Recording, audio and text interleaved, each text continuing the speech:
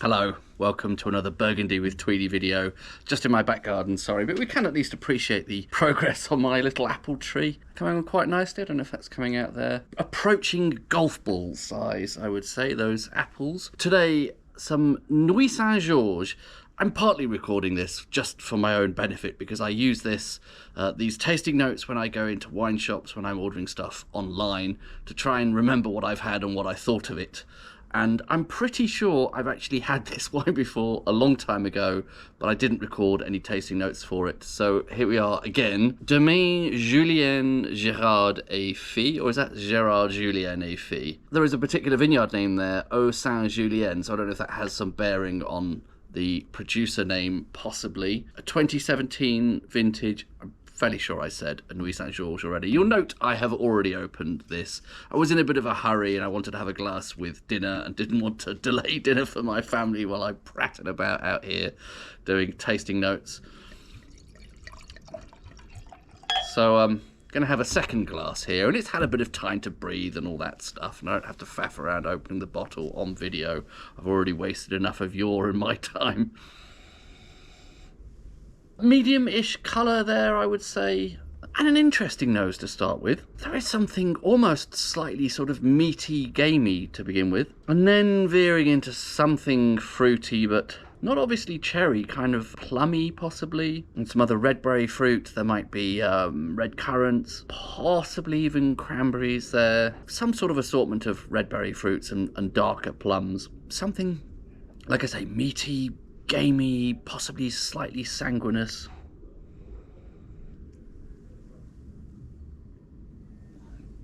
Nice texture on the palate.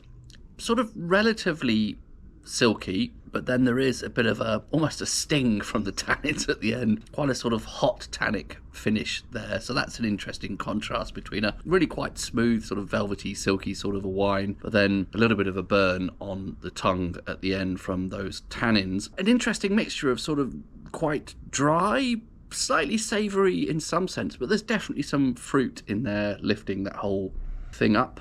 Nice balance on that.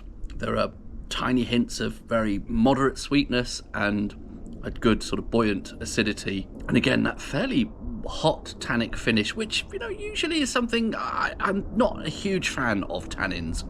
If I'm honest, I think I've probably said this a few times before, but in the context of what is possibly, in my opinion, more of a foodie sort of wine, and I did just have it with a meal, some approximation of Lebanese food for dinner tonight. There were slight hints of Chateau Moussard, that famous Lebanese wine, about this, in that kind of interesting mixture of sort of fruit and something actually kind of spicy in there. Now I'm getting a bit more fruit character on the nose. Hard to pin that down though. Now I started banging on about Lebanese food, I want to think about things like, I don't know, dates and it's not exactly dried fruit, it's not raisiny, but something a little bit exotic in the fruit department there, I would say. So yeah, overall, that's quite nice. A little bit different, perhaps not something I would normally pick, but it definitely worked pretty well with food. Not the classic sort of fruit expression Nuits Saint-Georges that I think of, but something a little bit more spicy, possibly a bit of licorice, possibly some slight spice and or tannic hotness there. Yeah, it's not bad. Pretty happy with that. Plane going overhead. Can't be bothered to talk anymore. Cheers.